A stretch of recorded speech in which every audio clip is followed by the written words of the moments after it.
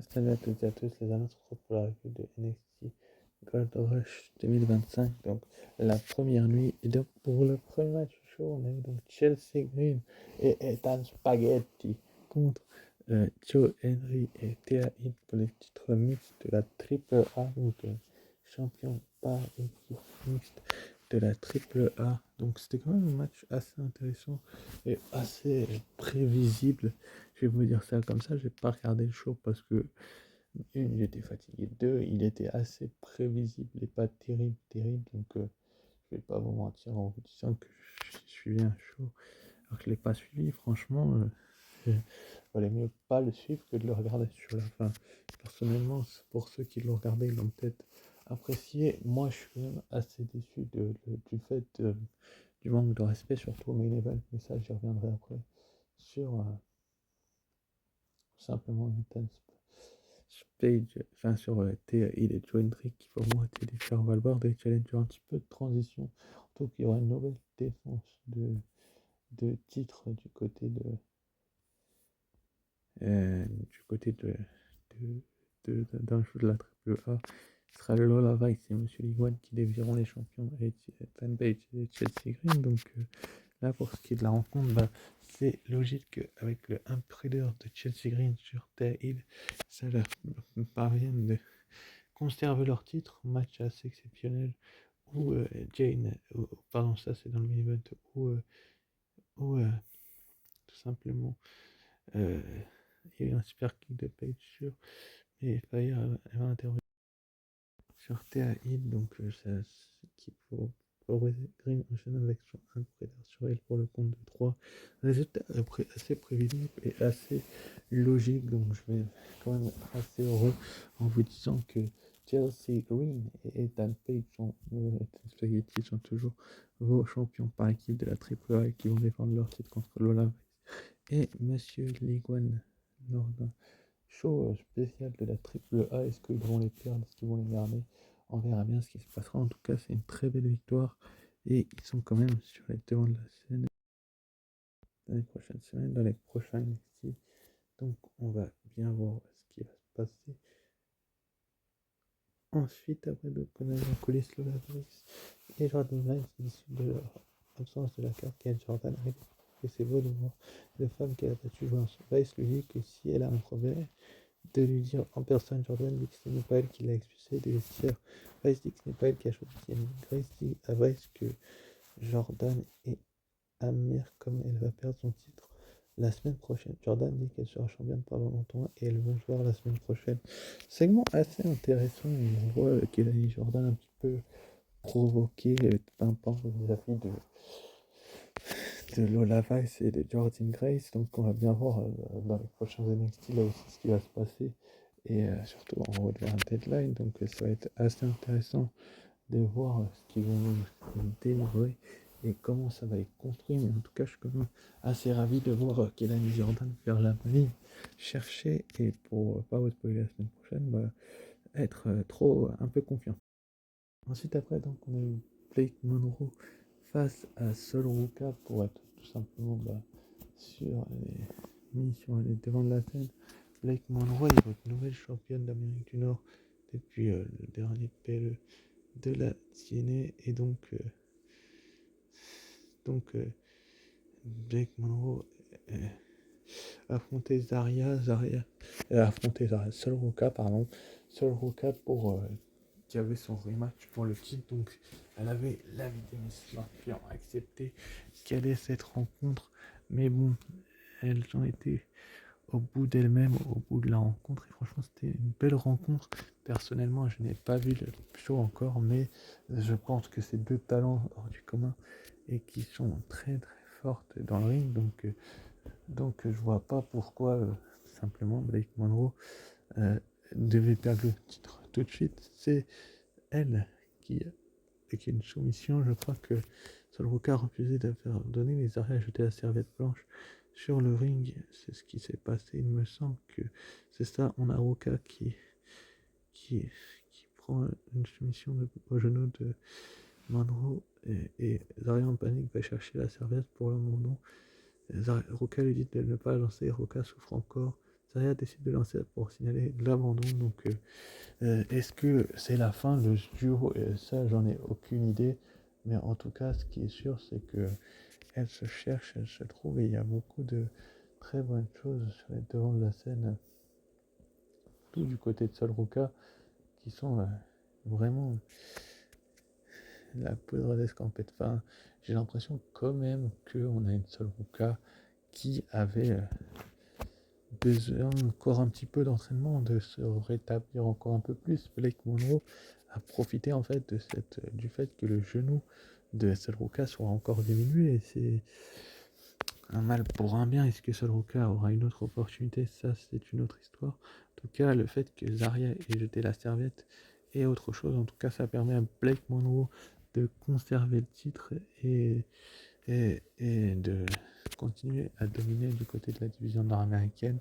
Côté droit, on a une nouvelle championne intercontinentale SmackDown des États-Unis. Côté NXT, ça ne bouge pas. Et c'est plutôt une bonne chose que Blake Monroe ait cette étape-là avant d'aller chercher plus grand. Ensuite, après, donc, on a Sol Ruka qui est déçu du fait que Zarya ait jeté la serviette. On a des tensions entre les deux. Ça se sent et que l'équipe ne va pas encore durer très très longtemps. Je pense qu'il y a une possibilité que ça implose à un moment donné, et pourquoi pas dans le Iron Survivor Challenge. Je reviendrai en fin de vidéo pour encore un point positif. Après, on a eu le segment entre Ricky Sainz et Oba Femi. Donc Ricky Sainz arrive sur le ring, Sainz allait parler, mais Oba Femi l'interrompt. Et donc, Sainz prend la parole en premier. Il sait que Femi reviendrait un jour ou l'autre. Il n'a pas été de le voir débarquer la semaine dernière. En revanche, ce qui avait surpris tout le monde avant cela, c'est lorsque Sainz avait battu Femi à NXT. Mais ça n'avait pas été un choc pour lui, car il s'en savait capable. Il révèle que Femi finira à ce moment-là le sous-estimer. Il déclare que Femi ne sait pas comment se comporter après une défaite. Proche de s'être caché en partant au Nigeria, pendant que lui a défendu les couleurs de NXT face à Téné, a voté les fesses de travers la performance, mais Sainz est content que Femi soit revenu, même s'il ne faudrait pas que Femi pense qu'il va lui prendre son titre. Femi répond que Sainz n'a pas changé, cela n'est que pour le mieux, car il veut battre la version de Sainz qu'il a battue à No Mercy. Il veut prendre sa revanche sur le même homme. Femi a mis volontairement du temps à revenir, dit-il, car il ne voulait pas s'inclure dans cette guerre insensée entre NXT et la télé. Il ne voulait pas non plus Coversion, que c'est Electric Williams. Ça n'a pas de sens pour le roller. Il est donc parti pour s'entraîner et devenir meilleur et revenir en homme nouveau, en homme que Sainz ne peut pas battre. Mais il promet tout simplement le souverain est de retour, le porteur de guerre, et ton papa est rentré à la maison, dit Femi. Tu veux un match à deadline? Tu l'as, répond le champion. Segment très intéressant entre les deux qui se cherchent, qui se toisent et qui ont besoin de potentiel. Donc, c'est à voir dans les prochaines semaines ce qui va se passer. Mais en tout cas, c'est quand même une bonne chose euh, de, de, de, de voir qu'ils se cherchent. Trick Williams va les interrompre et il veut récupérer, dit-il, avant de se faire attaquer derrière par Maceborn qui lui porte un coup de chaise.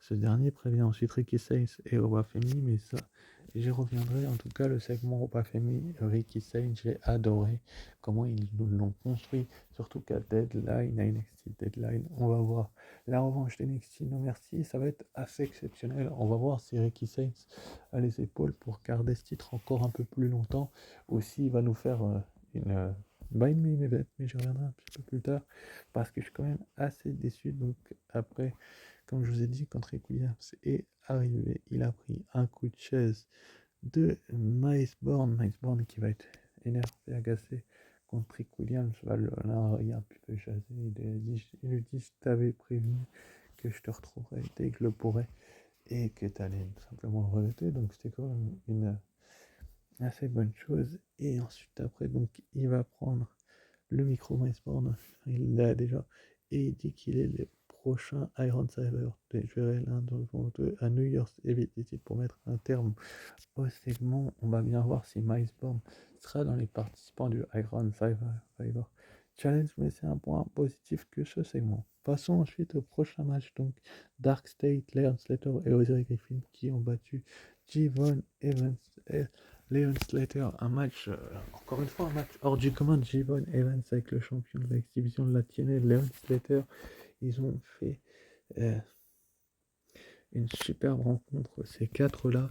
Javon Evans qui avait subi énormément de conducteurs, n'était vraisemblablement pas à 100% du côté d'NXT, et c'est tout à fait logique de voir qu'il n'est pas à 100%, et c'est plutôt une bonne chose de voir un tel scénario entre les deux protagonistes. Peut-être que Slater l'était à 100% lui, mais face à Dark State, il fallait deux catcheurs à 100% pour leur récupérer ces titres. La rivalité, je ne pense pas qu'elle soit terminée, mais quand même, c'est une très très bonne chose de voir un tel scénario avec Leon Slater et Simon Evans face à Osiris Griffin et John Lennox. Dark State, donc Dark State, qui a bien évidemment profité des distractions des partenaires en fin de match pour Evans a quelques pour ça, on entendait retomber sur Slater, ce qui a mené à la fin du combat dans la foulée, surtout que derrière, Domesday Device sur Slater, donc il va peut-être y avoir des tensions entre le Young Goji, Javon Evans et Leon Slater. Ils vont peut-être s'affronter dans un PE de la Chine prochainement, ça j'en ai aucune idée. Il y aura peut-être des petites tensions, mais peut-être que si ils prennent leur temps avant de leur donner les titres, et c'est un mal pour un bien. Enfin, moi personnellement, je trouve l'idée plutôt cohérente. Ça a été pour moi le match du show, même si je ne l'ai pas vu, sur les échos que j'ai eu, ça a été le match de la soirée. Et c'est plutôt la bonne nouvelle de The NXT, c'est que la division par équipe tient la baraque. Et c'est le principal élément que revoudrais, surtout que c'est Dark State qui reste champion, donc c'est pas non plus une terrible désillusion pour Javon Evans qui, qui peut aller chercher d'autres titres, et Leon Slater qui est déjà champion. Peut-être que Leon Goji sera dans l'Iron Survivor Challenge, qui sait. Je vous donnerai mes pronostics dans les commentaires. Du coup, après, on commence sur les Kendall Gray 25, on s'en fout un peu. Nice Daria, du coup, qui a été voir Soluka et dire qu'elle allait battre, qu'on allait aider aussi Soluka et Foster, mais en même temps, ce n'est pas vrai, elle n'aurait pas battu. Ce n'est pas vrai, elle n'aurait pas battu Blake Monroe. Euh, Elle ne voulait pas vrai que Blake Monroe lui laisse la jambe en deux. Elle ne voulait pas voir tout ça à nouveau et devoir s'absenter pendant un an. Juste pour une question. Tu n'es pas complètement vicié, je suis la méchante car je me soucie de toi, demande Zarya. C'est ma fierté qui fait de moi une double championne, répond Ruka. Zarya rassure que seul Ruka sera de nouveau, mais qu'elle ne pourra pas y arriver si elle est blessée. Elle ajoute que désormais il faut se revoir mardi prochain lorsqu'elle défend pour le championnat de double speed féminin. Franchement, il y a des tensions de plus en plus entre Zarya et Sol Rukai. C'est plutôt une bonne chose de le voir ainsi, et je suis quand même assez heureux de voir une telle précision, une telle déception quoi, du côté de Sol Ruka. Ça peut se comprendre, mais Zarya a peut-être raison. Peut-être que Sol Ruka doit se concentrer sur elle-même et doit un peu plus se faire confiance. Et franchement, je suis quand même assez surpris de la réaction de Sol Ruka, qui devrait un peu mettre sa fierté de côté. Bref, pas sur le main event de cette nuit 1 de NXT Gold Rush, le titre NXT féminin entre Jessie Jane et Tatum Paxley, championne féminine d'NXT. Très très belle opposition de style affiche pour ce main event féminin, mais franchement, purée de carottes, de fromage, de tout ce que vous voulez. Pourquoi vous avez fait gagner le titre à Tatum Paxley du côté NXT No Mercy pour qu'elle règne 3 semaines? Vous vous foutez un peu du monde, enfin surtout Shawn Michaels. Là je vais un peu râler, c'est que je trouve qu'il n'est pas cohérent dans son booking. Il devrait être plus cohérent, je sais pas moi.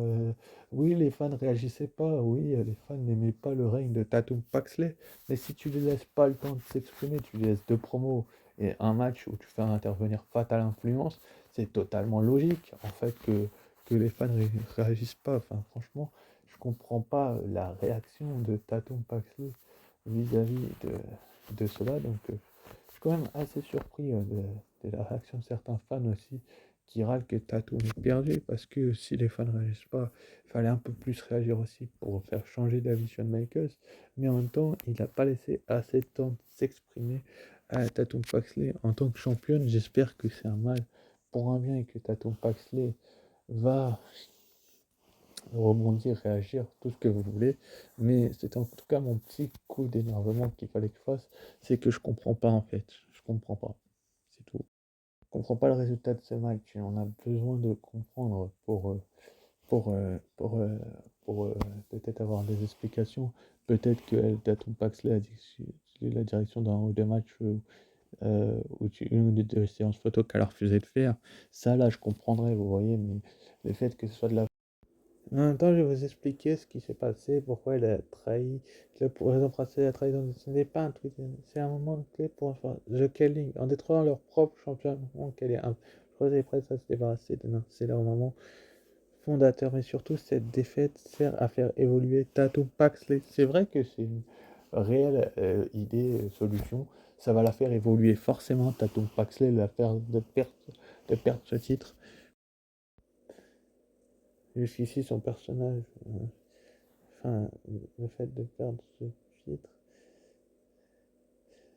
Et jusqu'ici, son personnage était flou, et en étant trahi, elle devient une vraie babyface, femme blessée qui doit, cette émotion, créer un arc narratif, vengeance, évolution, et peut-être une version plus forte d'elle-même. Ensuite, ça permet, parce qu'elle était faible, elle a perdu pour relancer son renforcer ce qu'elle met Jessie Jane en avant, et toute la, ça laisse le début d'une nouvelle histoire.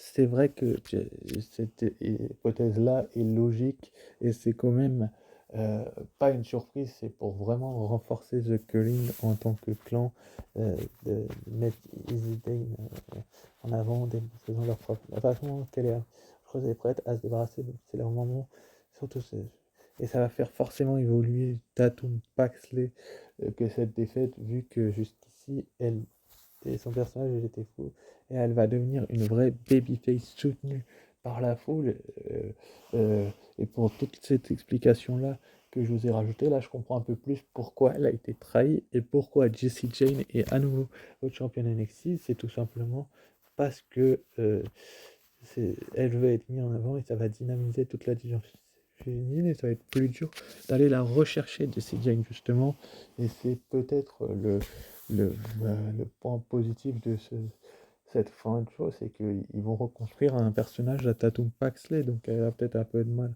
à encaisser, à comprendre, mais ça va.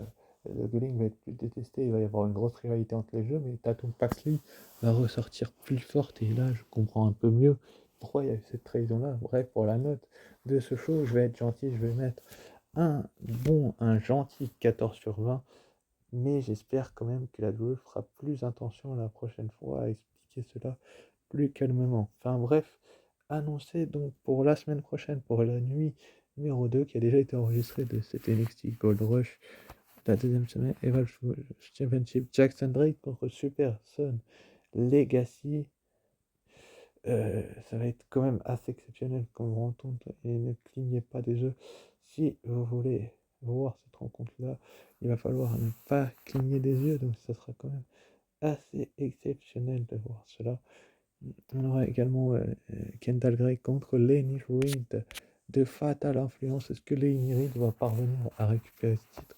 On verra bien ce qui va se passer quand ça va être construit. On aura également donc le TNA Knockout World Championship qui sera remis en jeu. Kelani Jordan qui va défendre son titre contre Lei Yingli et Jordan Grace dans un combat exceptionnel et qui promet d'être énorme. Trick Williams contre Miles Bourne également pour cette NXT là. Donc ça va être quand même assez beau et on va bien voir ce qui va se passer dans ce match là. On aura également Zarya contre Fallon Henley pour le titre Speed. Est-ce que Fatal Influence va récupérer deux titres dans la même soirée sur 3 ou 3 sur 3? On verra bien, ça faudra être là la review là. Et enfin, donc John Cena va nous annoncer les participants et les participantes des Iron Server Challenge masculin et féminin. Donc chez les femmes, je mettrai Jada Parker, de Lola Vice, Jordan Gray, Sol Ruka et Easy Dane ou Brent Sinclair pour mes petits pronostics ou pourquoi pas Laney,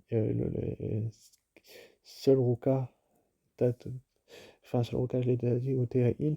Et chez les hommes, je mettrai donc comment il s'appelle, Miles Bourne Du côté des hommes,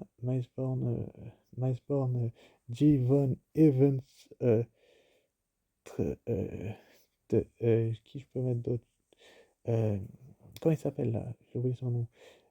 Ethan Page est déjà champion. Javon Evans, je l'ai dit.